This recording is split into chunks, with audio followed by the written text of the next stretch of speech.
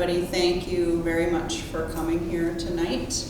My name is Kate Buckman. I am the River Steward for New Hampshire at the Connecticut River Conservancy, and we're here tonight to talk about some of the basics of the 401 water quality certification for the relicensings of the Wilder, Vernon, and Bellows Falls dams. And tonight we're focusing mainly on Wilder as we are quite close to it. So thank you so much.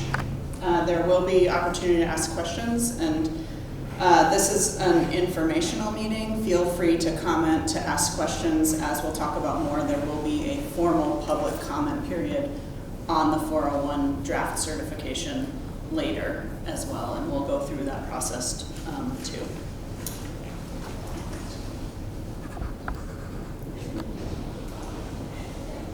There we go. As I know most of you know, we are in sort of the tail end of what has been a very long process for this relicensing. It started in 2012, and we are undergoing relicensing for 5 facilities that affect the main stem of the Connecticut River. They are the Vernon, Bellows Falls, and Wilder facilities here in Vermont and New Hampshire, and the Northfield Mountain Pump Storage and Turner's Falls facilities, which are owned by First Light down in Massachusetts. All 3 of the facilities in Vermont and New Hampshire are owned by Great River Hydro, and FERC, the Federal Energy Regulatory Commission, has been moving all 5 of these facilities through the relicensing process together. So we are in year 12, and the Federal Power Act sort of governs the entirety of the relicensing. The licenses are issued by FERC, the Federal Energy Regulatory Commission. There are a number of different acts that come into play in that licensing process, and we're here at the 401 certification. It is called that because it is literally Section 401 of the Clean Water Act that dictates this process. And so here we are, the 401 certificate or certification or permit process. Next slide. And what happens during this process is it is triggered by an application for a federal permit, in this case, the permit to operate these hydropower facilities. And that application for a federal permit includes a discharge into the waters of the United States. And in terms of the hydro facilities, that discharge is the water flowing through the turbines and coming out through the tail race or over the spillway. And so that triggers the 401 process. However, the 401 process doesn't just consider the water quality of the water in that discharge. It actually has broad impacts over the entire operation that is leading to that discharge, right? And so we're not just considering the water in the tail race in this process, we're considering all the water that is impacted by the operations of the hydro facilities. And so all project operations must comply with state level water quality standards, and that's what's happening here. And so what happens in this process, and we'll talk about this a little bit more later too, but we start with an application to the state where the discharge is occurring for the 401 water quality certification. So in this case, Great River Hydro had to apply to both Vermont and New Hampshire for a 401 water quality certification. And they did that in April. And so they applied to the relevant state or tribal agencies where that discharge is occurring. And then we go through this process that we're in right now, where the state holds will issue a draft water quality certification, we'll take public comments on that, and then we'll issue a final certification, which they can either just grant as it was applied for by the company. They can grant with conditions, and this is the typical way that granting goes, and so there are conditions that the hydro company needs to comply with in the water quality certification. They can waive the certification either by notice or by inaction. So they are granted a certain period of time in order to act upon this certification. In this case, by statute, it is 1 year. And so if the state agency either does not do anything or issues a notice saying they're waiving their right to issue the water quality certification within that time frame, that's a waiver. And then the fourth option is a flat out denial of the permit, right? And that is if the operations are not going to meet water quality standards or are going to negatively impact them in a way that is not in compliance with state statute. The New Hampshire DES in this case can deny the water quality certification. And so this water quality certification process is actually pretty powerful. It's a way to allow states and tribes to deny or put conditions on any federal license that impacts water quality under their jurisdiction. And so as part of it, it does require a public process. That's why you're here learning about it. You can take part in that public process throughout it. And it recognizes states' expertise in understanding their own water quality statutes and what the concerns are going on in their jurisdiction. So one of the things about this water quality certification, any conditions that are put into it by the state cannot be removed by FERC. So any conditions that are put in the final certification are automatically included into the license to operate the hydro facility. So that's pretty powerful. It includes both direct and indirect impacts on water quality certification, or water quality, so it doesn't have to just be a direct impact, it can be an indirect impact on water quality as well. And it helps to maintain state control of water quality where standards often are at a higher level than the sort of the baseline standards under the Clean Water Act. It does not cover non-water quality issues. So if it is something that is unrelated to a water quality statute in the state, it can't be covered by the 401 water quality certification. And it does not address discharges outside of the state, with a special exception in this process where the EPA administrator says if that discharge is going downstream and impacting another jurisdiction, they will alert that jurisdiction, perhaps Massachusetts in this case, and allow them the opportunity to comment as well. Next slide. So there are a number of different things that come into play under this water quality certification, but the base level is that whatever operation is being permitted, in this case the operation of these dams to produce electricity, needs to meet water quality standards. And the water quality standards are established in each state, also underneath the Clean Water Act. Their states are required to do this. And they establish benchmarks for different classes and uses of water within the state. And they are ensuring and maintaining the physical, chemical, and biological integrity of the state and also the federal waters. So there are three essential parts of a water quality standard within each state. There's the designated use for the water body. There are criteria which say whether that designated use is being attained, whether the water's clean enough to use it the way that we want to. And then there's an anti-degradation statute as well that ensures when permits are issued that we cannot go backwards in terms of maintaining water quality. So we're going to go through each of those a little bit and what some of the standards are in New Hampshire so that you can understand that aspect of what's going into this permitting a little better. Well, that's a lot of text, sorry about that. So first, the designated use, that is exactly what it sounds like.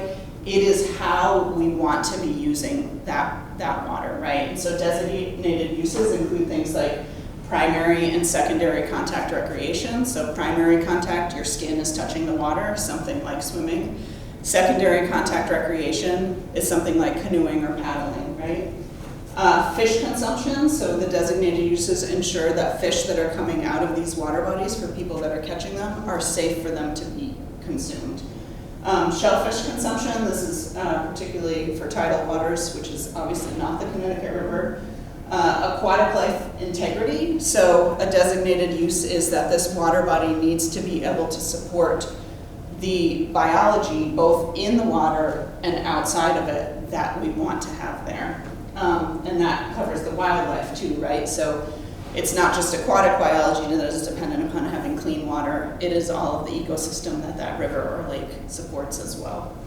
And then drinking water supplies, many of our surface waters are also drinking water supplies, and so they need to be clean enough in order to meet that designated use as well. So all of the waters in the state of New Hampshire are classified and have designated uses under those classifications.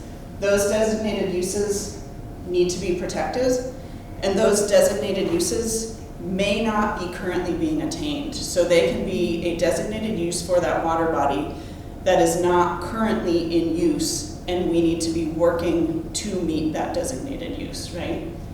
And then uses may differ with different classifications as well, and we'll see that on the next slide. So in New Hampshire, we have two classifications of surface waters, Class A and Class B.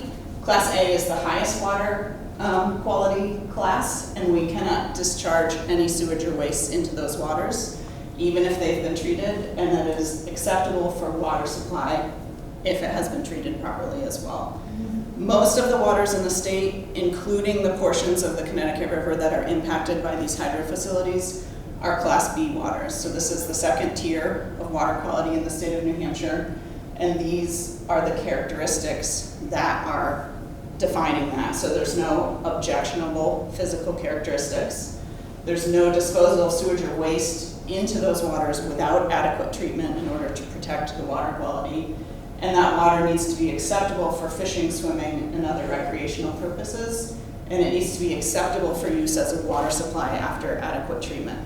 So you can see some of these are easy, right? No disposal of sewage or waste into that water body. That's easy to say whether that's happening or not. But no objectionable physical characteristics, that can be a little bit harder to define. It's fairly subjective depending upon who is looking at that water body. In order to ensure that these designated uses for each class of water are being met, that's where the second part of the water quality standards, the criteria, come into play. And so the criteria are conditions that must be met to support the designated use.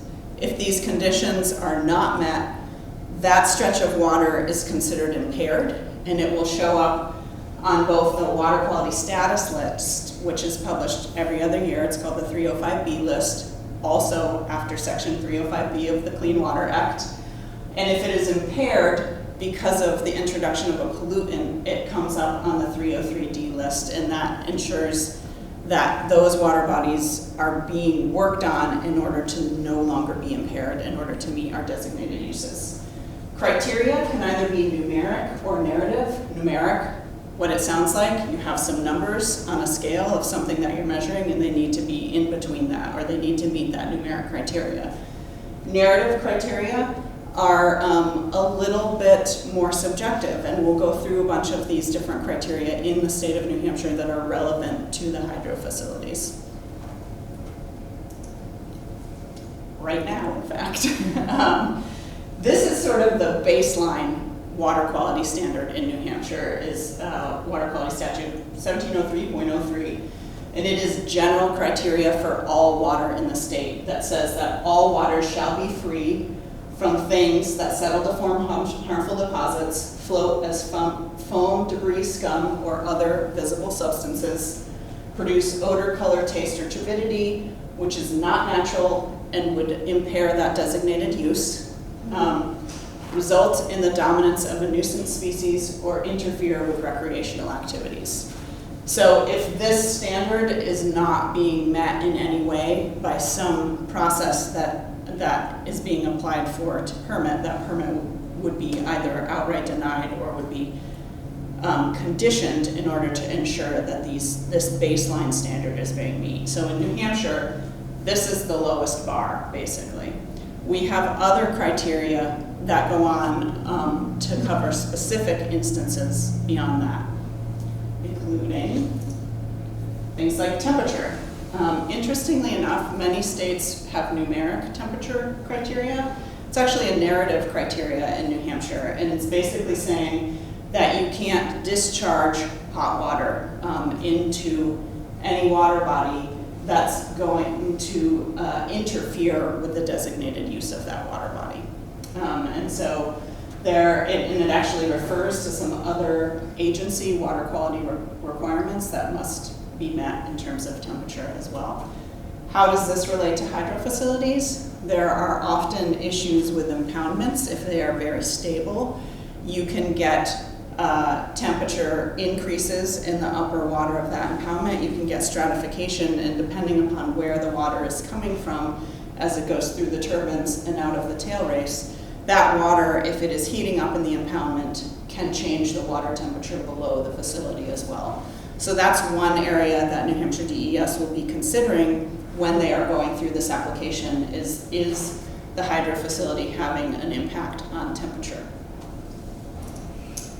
Another really relevant water quality standard for hydro facilities is dissolved oxygen. And you can see here in New Hampshire, we have sort of the baseline for Class B waters. We have to have a greater than 75% dissolved oxygen daily average, or over 5 milligrams per liter and an instantaneous reading, except in other specific circumstances. And these often have to do with cold water fisheries supporting rivers, right? And so if you have an area that supports cold water fish, that needs colder water and more dissolved oxygen in it. So this criteria becomes more protective of those areas. And thank you to the city of Lebanon for getting rid of its CSO discharges. This is no longer applicable here in Lebanon. Yay. So, yay, right, exactly. And you can see here, these criteria are the same for the top portion of impoundments, even if they are unstratified. So that would apply to the Wilder impoundment if it is unstratified. Next slide. Benthic deposits. This is actually a water quality criteria that New Hampshire has that not every other state has. Ones like temperature and dissolved oxygen are very standard. And in New Hampshire, Class B waters, which includes the Connecticut River, it says they shall contain no benthic deposits that have a detrimental impact on the benthic community unless they are naturally occurring. I put this one up here because, as we know, the inclusion of a dam in a river impacts the way that sediment transport occurs in it, right? And so we typically get impounded sediment upstream of the dam. It will be on New Hampshire DES to consider the impacts of that impounded sediment, because that would not be building up there if there was not a hydro facility there, right? So this is a water quality standard that may come into play with these hydro facilities simply because of the physics of how they interact with the river. Next slide. pH. So Class B waters, I've highlighted it here. pH needs to be between 6.5 and 8.0 unless due to natural causes. Sorry, there's a typo there.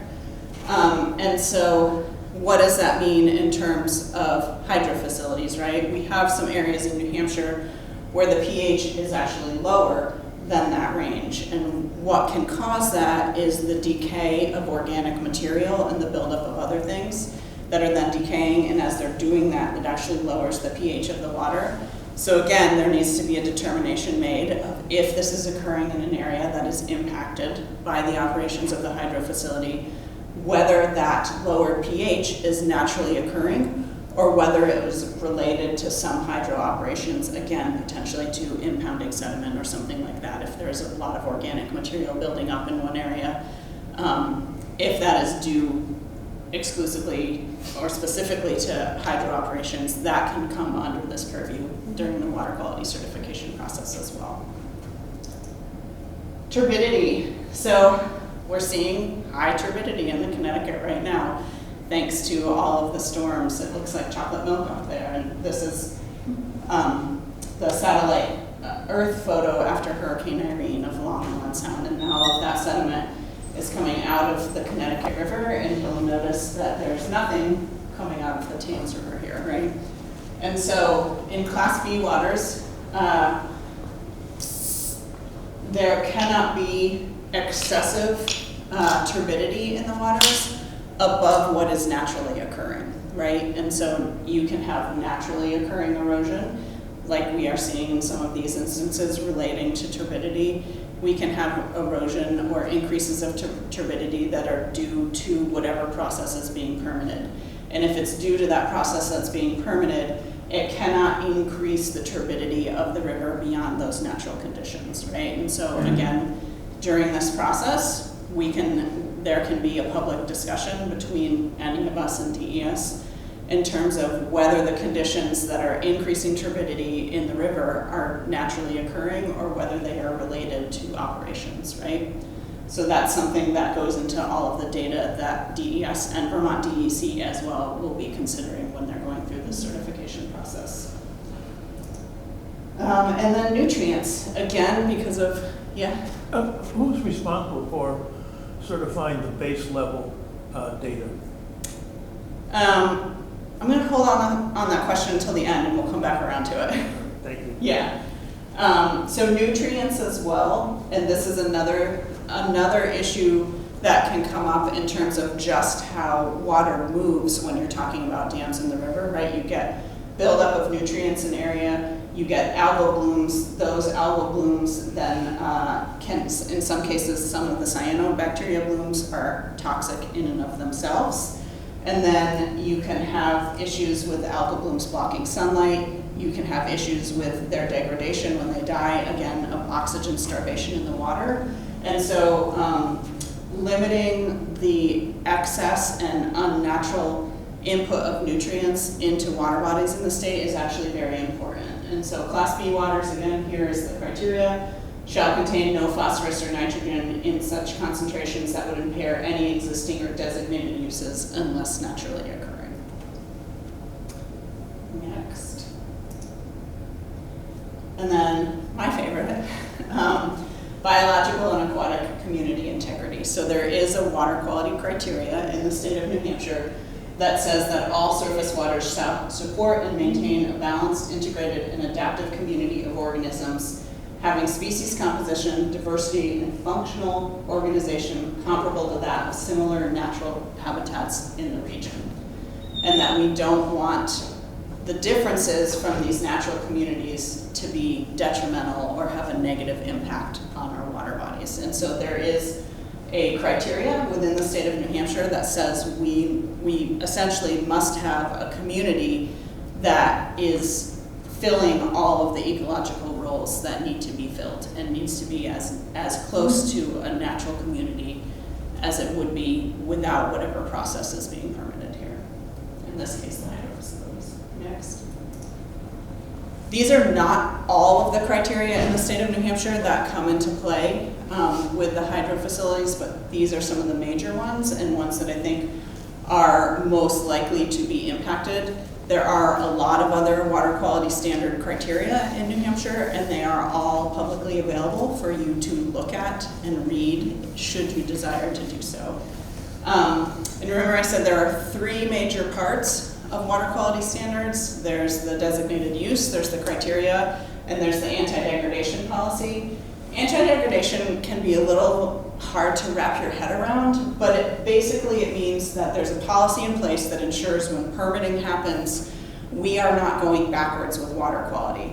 So even if the water quality is higher than it needs to be to meet that designated use, that permit, except under limited circumstances, can't lower whatever water quality has been attained.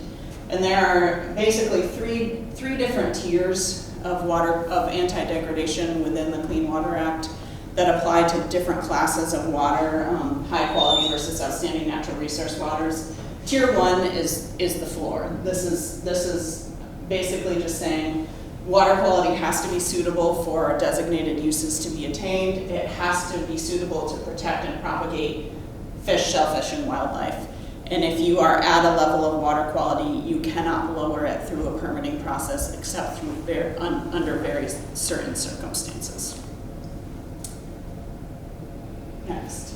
And again, in New Hampshire, you can look and see what the water quality is in all of our surface waters, right? So the state of New Hampshire has to go through a process every other year where they report to the EPA what the water quality is, whether any of those reaches or rivers or lakes or ponds or whatever are impaired, and what they're doing to improve water quality if they are. And so this is actually, I pulled up off of their mapper, the 2022 combined 305B and 303D. There are those clean water sections again.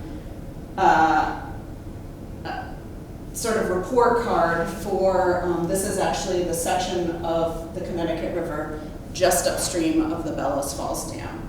And so you can see they talk about whether it is impaired, severely impaired in red. It's not supporting the designated use, and there either has a TMDL because of a pollutant, or it's not requiring a TMDL because the impairment is not from a pollutant. And so you can see, and in a lot of situations, there's actually not enough data to understand whether that area is impaired or not. But you can see, even in this section of river that we're looking at here, there are some impairments, right? So green, dissolved oxygen here, not impaired. Here, we do have a pH impairment in that reach of the river. And so that's something that in this water quality certification process, DES will be considering as well too, right? We know this section of river is impaired for pH.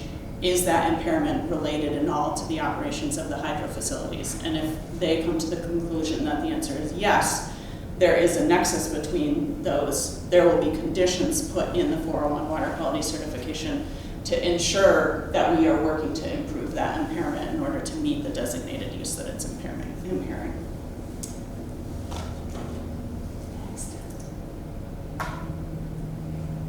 So here we are in Lebanon, very close to the Wilder Dam. And so just a little bit of background information about the facility, the project itself, and what they are proposing under their application. And so the Wilder facility itself, just to orient you here, this is the dam, right? It has 3 turbines in it. It's a 43.8 megawatt capacity facility, if that is meaningful to you. And it has a max discharge of 11,700 CFS. So what that means is if there is more water than that coming down the river, it's going over the spillway. It's not going through the turbines. And the Wilder Dam has a 45-mile impoundment. And so you can see it marked there in blue on the right-hand side. And so the dam and the operations here have impacts all the way up to North Haverhill, New Hampshire, which is a pretty significant stretch of the river. Next slide. I'm going to walk you guys through this. So if you are from this area, you are very familiar with watching the river go up and down based on whether the hydro facility is generating or not. And sometimes that happens multiple times a day. And it is a significant difference in both flow through the river and river height as well. So under the new application, or under the application for a new license, this operation is changing from peaking, which it is now, to operating as what is called inflow equals outflow as the base operation. And so I'm going to walk you through this. Right now, this red line down here and this dark blue line up here are the current operating, right? And so this is actually modeled data from the Wilder Dam, I think from the 2009 water year, if I remember correctly. And so what you're seeing here on the bottom, the red line is discharge. So this is the cubic feet per second that's coming out below the dam. And so you can see this is their minimum flow requirement down here. Sometimes that minimum flow and zip straight up, down, up, down, up. You can see that in the water surface elevation line as well. And so that's what's currently happening. That's what you all are familiar with seeing. In their proposal, Grey River Hydro is proposing, not just for Wilder, but for Wilder, Bellows Falls, and Vernon, to move to a closer to inflow equals outflow situation.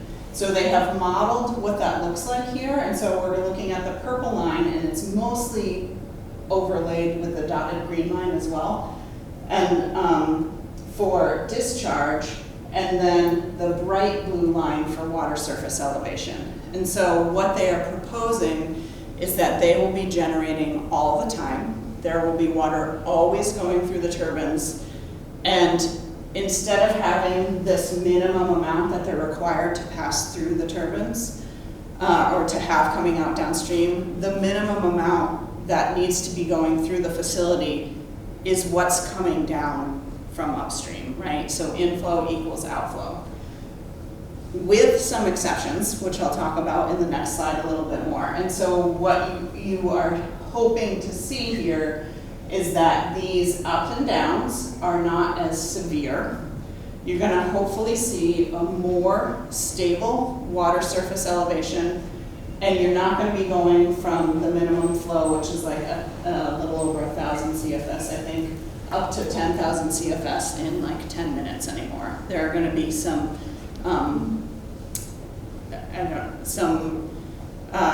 operations in place so that it's not as dramatic a change when it does change.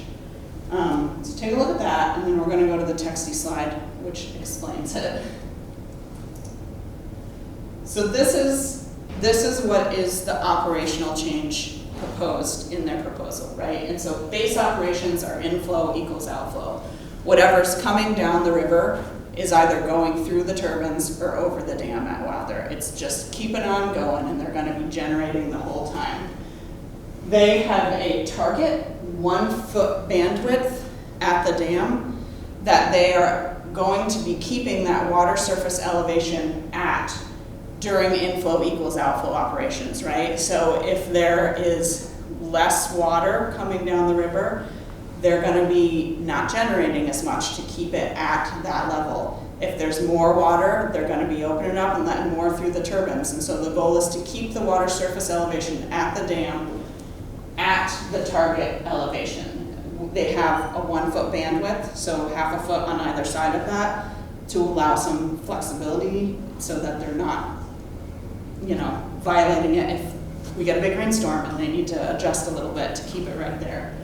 And then there are what are called flexible hours of operation, or flex hours. And that is what we think of as more the peaking, right? So it's going to allow them to generate a little bit more during these flex hours. During those hours, they have a 1.5 foot drawdown maximum that they can do. And then they will need to refill the impoundment after that. These flexible hours, they are granted a specific number of hours per month in order to do these flexible operations. And that number of hours is based on how much impact it will have on the river and the biological community in their estimation, right? And so December to March, when we're in the winter season, we don't have as much stuff going on, they have more flex hours granted to them. We get into migratory fish season, and when not just migratory fish, but all the resident fish are breeding as well, we have much fewer flex hours per month. And when they are doing these flexible operations, the up-ramping, so instead of going from 1,000 to 10,000 in a minute, that up-ramp has to be very gradual in most cases. And then the down-ramping of going back down to the target water surface elevation has to be gradual in all cases. The impoundment must be refilled after they draw it down to that target water surface elevation within 48 hours after their flex operation. And while they are refilling it, they still need to maintain a designated minimum flow through the facility. And how big that minimum flow is dependent upon how much of water is coming downstream. There are contingencies for emergency operations that don't necessarily fit under all of these operational changes. But the big thing for all three of these facilities is that the baseline, what we're seeing typically, is no longer going to be a peaking operation, right? It's going to be, it is not natural because the entirety of the Connecticut River is regulated, but it is inflow equals outflow under most circumstances, and then a little bit of extra generation during these flexible operations during a limited number of hours per month. We'll do questions at the end, just so they don't have to edit as much. Next. And so at the Wilder Dam, so inflow equals outflow proposal is the same for all three projects.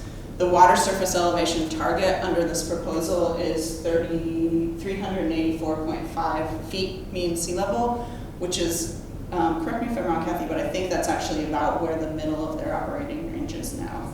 A little bit higher. Yeah, it's a little bit higher. Sorry about that.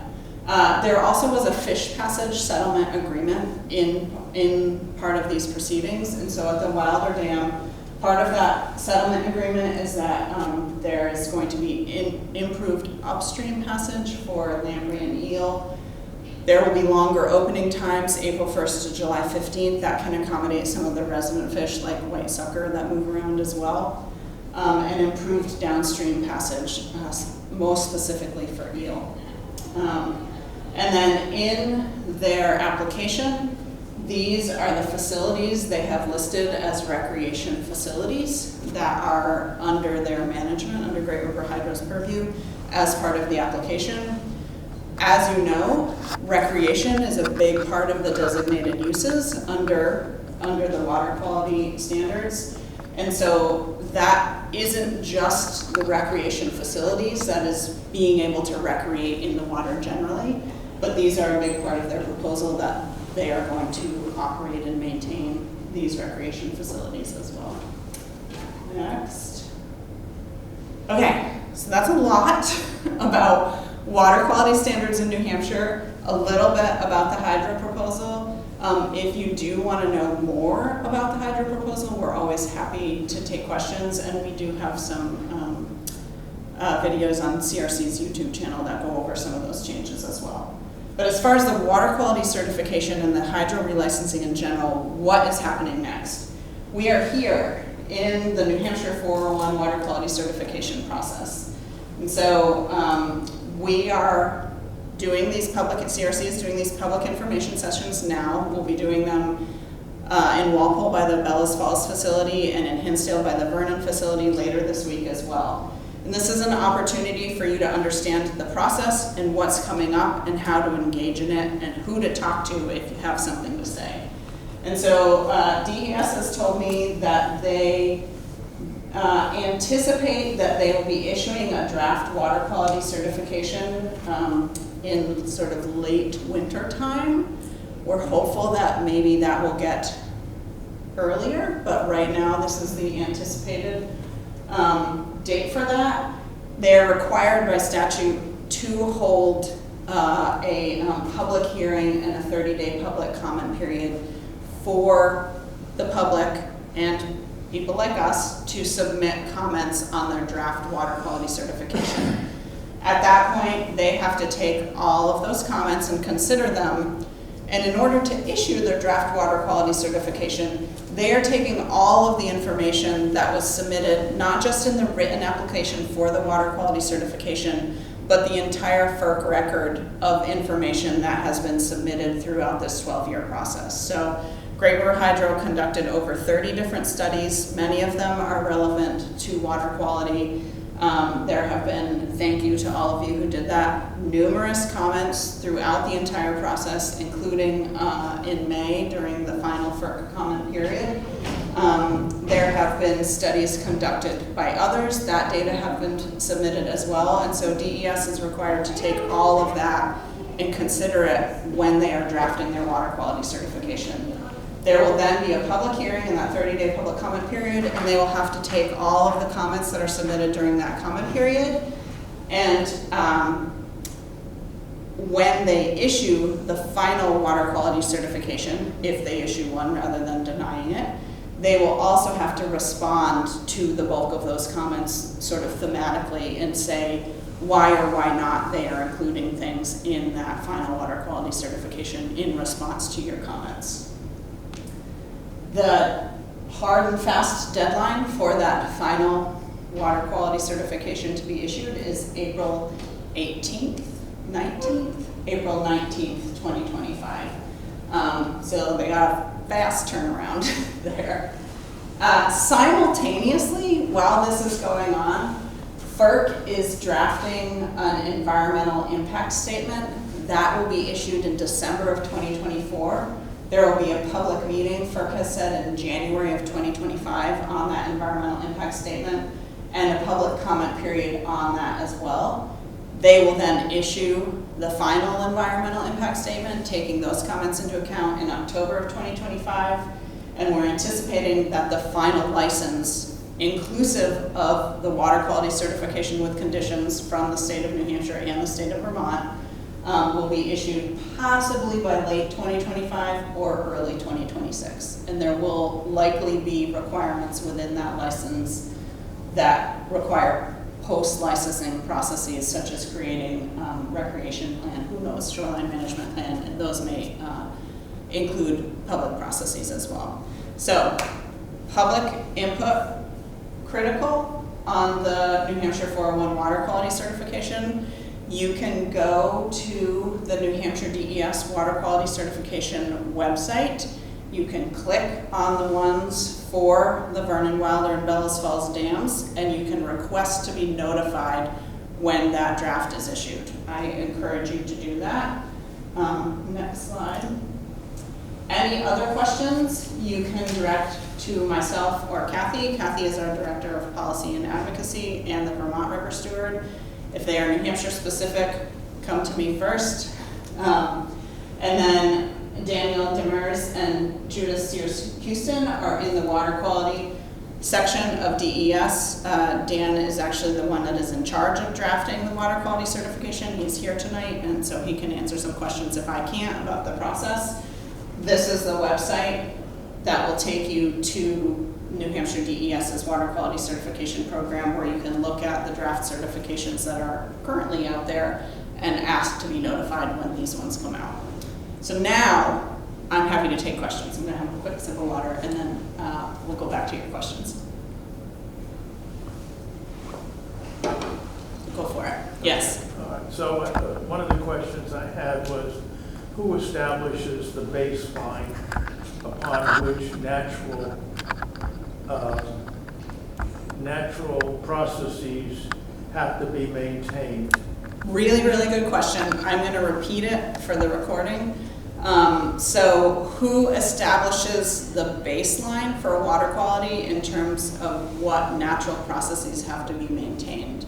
So there's a two-part answer, I think, to that. The first part is the water quality standards. Those are established by statute, right? And so they actually are revisited every 3 years. Is it 3 years? Yeah. It's supposed to be every 3 years. And if changes need to be made, that goes through the legislature. What I think is more interesting in some ways and more challenging is establishing what is the natural baseline in a river system like the Connecticut River that has been impacted for centuries, right? And so when the statute says unless naturally occurring, what does that mean now? And that is a thorny question, and I think I have some opinions about that. I imagine you have some opinions about that. Well, certainly the people that are on the Upper Valley Subcommittee of the Connecticut River Joint Commission, who have lived here, many of them a lot longer than I have. Yeah. Some of them can remember before Wilder. Yes. So there are experiences, although it may not be numerically significant information. It's certainly anecdotal. And I'm just curious how that gets into the record. Yeah, so my advice for you is some of that I think has been submitted through letters to the FERC record, but I think New Hampshire DES is welcoming information, and so even anecdotal information is information and data that they will then have to consider through this process. And so Dan, maybe you can clarify whether you're willing to take any information before the draft certification or just during the public comment period. I think our public comment period does have to be formally submitted through that public comment period, but if you have concerns, you can Okay, good, thank you. Yeah. Yeah, and so in some ways, if you have concerns that you know about now, it would probably be helpful for them to know about them so that they can specifically look for the data in the application about those concerns when they're drafting it.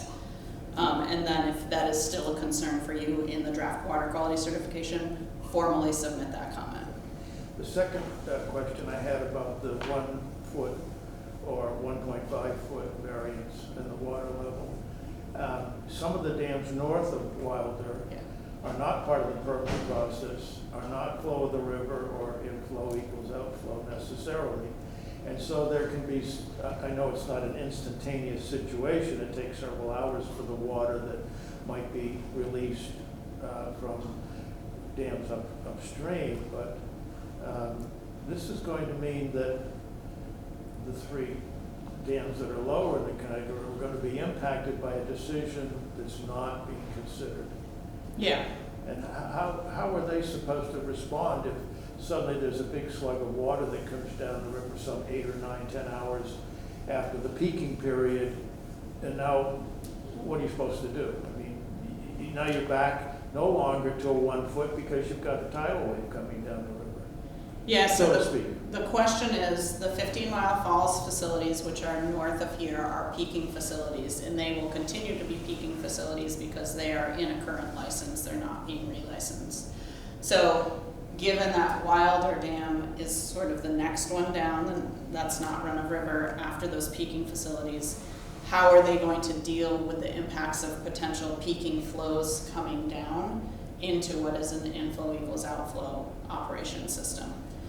And we've actually, CRC has had that question in terms of this is a grand and wonderful experiment in a lot of ways, right? Moving from peaking to non-peaking.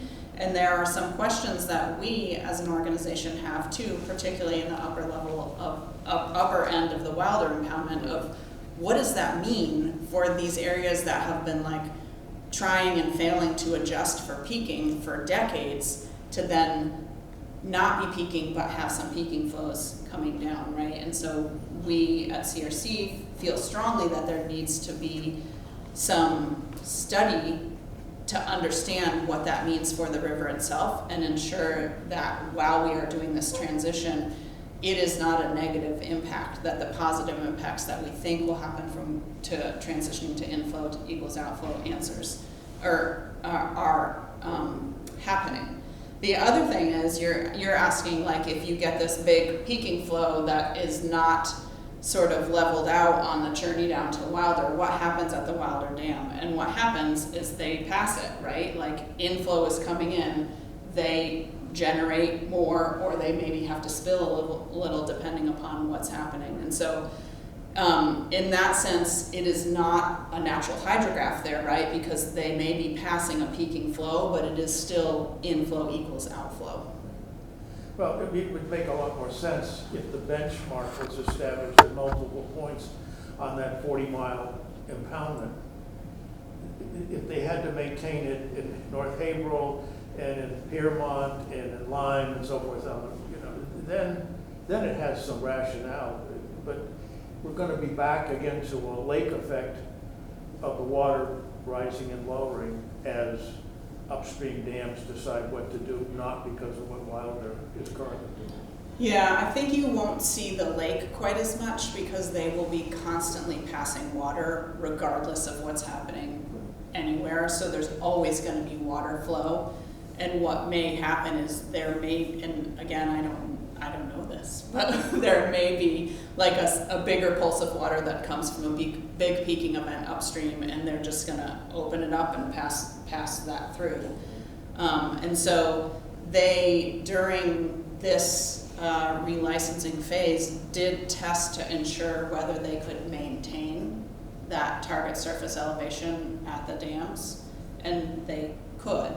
And I hear what you're saying about wanting to maintain a surface elevation through the entire impoundment. I mean, part of what this is in response to is the significant erosion on the Connecticut River related to daily changes in the water level. And so it's admirable, I mean, no question about it, but it would be nice if there was on the record someplace what is still left to be done by the upstream dams.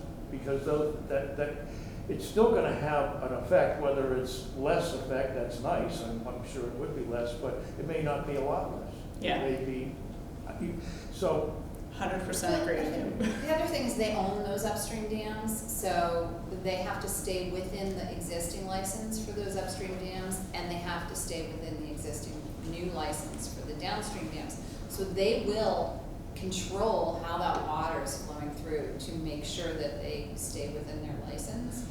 The relicensing for the 15-mile falls dams will recommence, I think, in like So we will have a bite at that apple, another decade. Yes, it's, you know, they control the whole river, so they have a holistic view on how they're moving that water.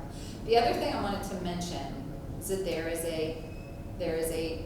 a hard line between normal operations and flood scenarios, right? So what is described here in terms of what is in their license application is for normal operations.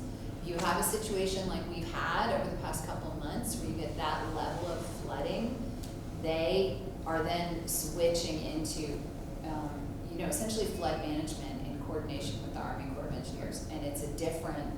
Right, I think that's well understood. The question really is more about, it's easy enough to maintain the 1 foot, given what happens upstream. They can just open the gate more or less. But the question is, as that flow comes down, it is going to raise the water level in all of the places, and the only thing that you can do is that last mile or 2 miles of the river you actually control, but you're not controlling the water level 10 miles up, 20 miles up, 30 miles up. That's going to change daily Totally. as the peaking happens. And that's what we're worried about. That's one of the things we're worried about, because you can see, like, through the studies in their hydrographs, at all of the dams, there's a delay. So, you know, they may be moving the water 2 feet or 3 feet at the dam, but by the time you get the delayed wave effect, you have a 7-foot surface water elevation change. So I think as the water moves through Wilder and then through Bellows and then through Vernon, that will get tempered. Yes. One of the real concern areas is this area, Yeah. because of the peaking coming in from Well, upstream. and Yeah. that's the area in which our organization is responsible for providing commentary to Dan at DES. And I would encourage you to do so.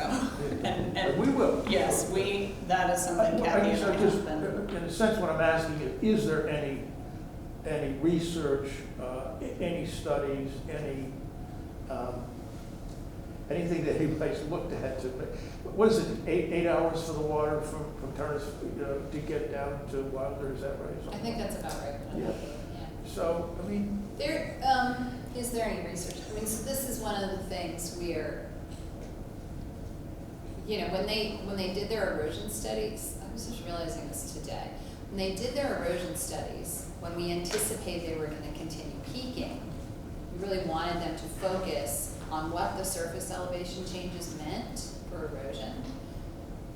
But their studies actually focused on, you know, sediment particle size and velocity of flow and what that meant for how the sediment would move.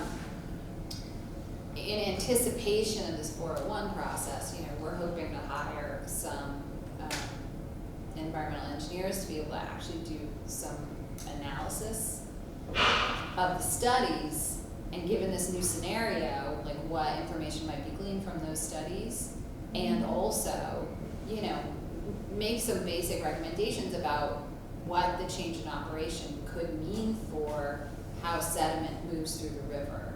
And especially, you know, especially like, or an additional sensitive area are the mouths of the tributaries. Yeah. So right now, you know, the water quality standards say there should not be this unnatural sediment. Every single tributary mouth is loaded with unnatural sediment because the tributary drops it as soon as it hits the impoundment. So that's something that is going to start to shift when the river runs, and it's also one of those water quality considerations that, you know, we feel Long needs to Island be Sound addressed. could actually have a significant delta at the Connecticut River once they change their operation on these 3 dams.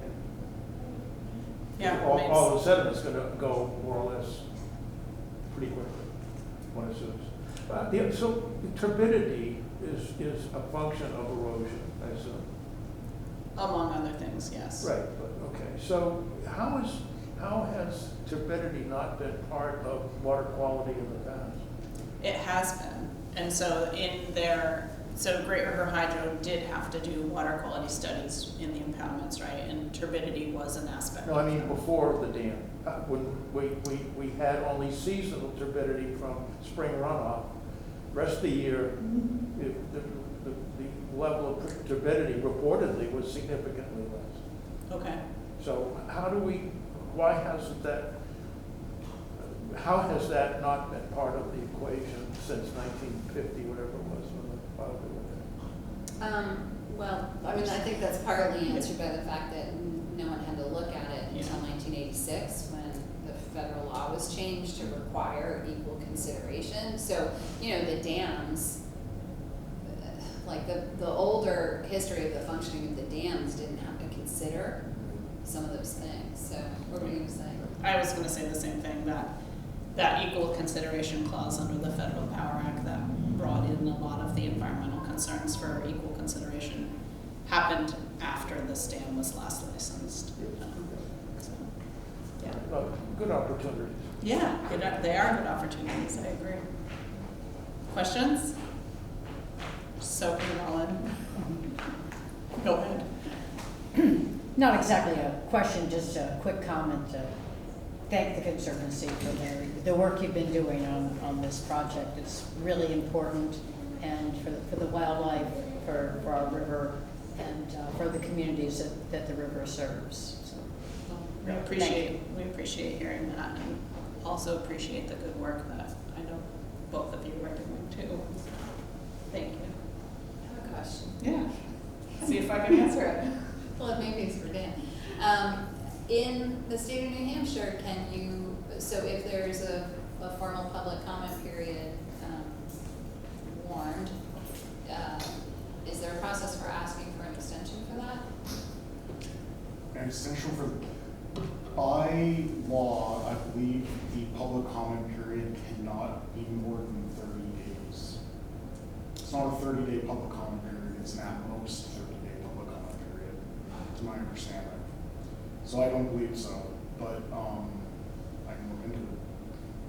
I want to double check, because if there's an opportunity for us to extend it, we likely will, and that will be complicated with running up against your April 19th deadline. Right. Yeah. I don't believe we can, but I'll check. Any other questions?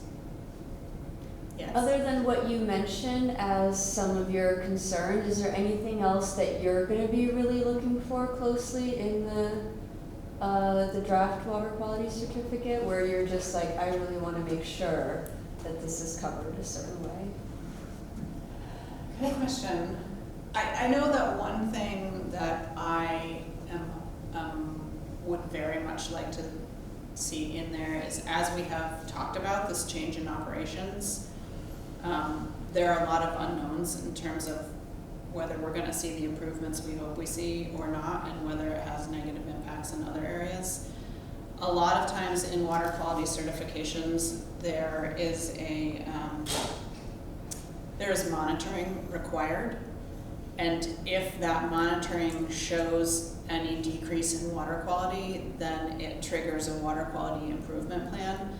That's something that needs to be in the water quality certification, and so I will definitely be looking to see what monitoring is required by this to ensure that the water quality is being maintained. Because the other thing, this water quality certification lasts for the length of the license, right? So that's 30 to 50 years. We're anticipating it's probably going to be a 40-year license. That's a long time, and so we want to ensure that anything in the water quality certification, if there is something that is having a negative impact, there are ways to mitigate that in real time and not have to wait for the license to come up for relicensing again. So that's one thing I know I will be looking for. Kathy, do you have other things? I think the other thing that, what we don't want is to find ourselves in the position of reacting to a draft certification that then becomes a final certification that we then feel that we have to appeal because it's not satisfactory. So the kinder and more proactive thing to do and we generally function is to provide comments up front to the agencies. So Kate and I will both be doing this to really kind of lay out all the things that we may be concerned with in a very detailed manner. And this can get down to, when you think of recreation included in water quality standards, like that could get down to specific areas where people should be able to access the river to swim, right? And identifying where that's gonna be, just as an example, right? So for us, you know, after Thursday, we're gonna be going through the water quality standards and going through like every inch of the river to be identifying, like, is there a potential problem here? Is there something that has to be addressed here? What is it, right? And so we'll submit comments up front before the drafts even get written, just so that the state agencies have, you know, it's just more proactive to sort of provide that information and that argument, so they have it up front. Appreciate it. Yeah. Yeah.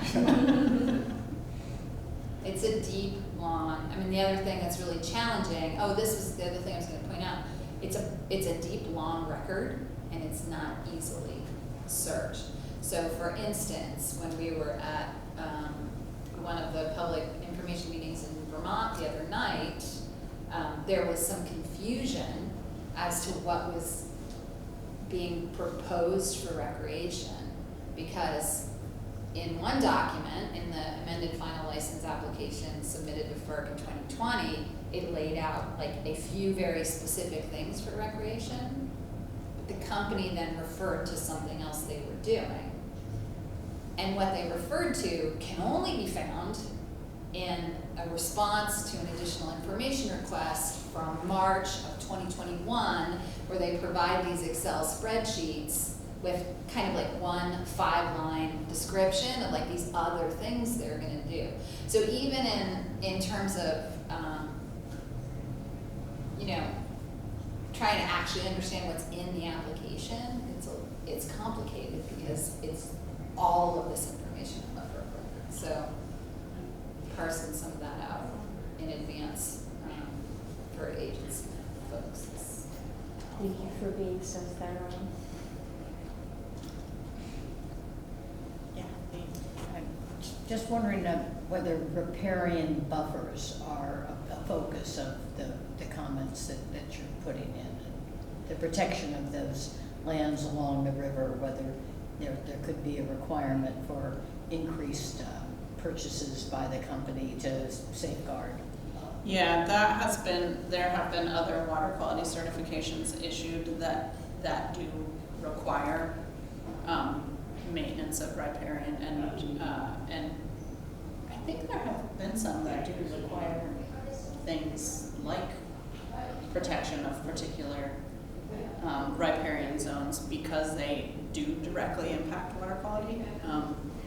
So certainly that is an aspect to look at too. When I was in the legislature, I was on natural resources my first term, and we went up to the Littleton Dam. Yep. And they were talking very expansively about their projects, about what they were going to do, and I kind of felt like, I want to see it on paper, Yeah. Because you know, that's how you make sure. I actually don't know, I'll say right up front, I don't know that whether they can be required to purchase more land as a protective measure through this process. But they could say riparian areas have to be protected, and how that gets interpreted is, yeah, I don't know, I'd have to actually look into that a little bit more. I don't have a direct. There might have been a settlement agreement. There was, yeah, for 50 that- mile for 50 falls there miles. was, which Yeah. like kind of then enters into like a whole other realm. So yeah, hard to know whether that is gonna be a possibility or unfold here, so it's really, I mean, I think for each step of the way, you sort of like have to make your arguments within the specific constraints of that particular jurisdiction. So right now, it's really like, what is in the water quality standards? How do these facilities, the potentially affect that. And I think, you know, on a certain level, it's kind of an interesting and creative process, right? Because there's a language in the water quality standards, and that may be interpreted in different ways, and so. And there are alternatives of how to achieve it. Yeah. Yeah, yeah. Thank you. Any other questions? Well, I want to thank you all very much for attending. Really appreciate it. Please feel free to grab some snacks. I know you sat and listened during dinner time, so thank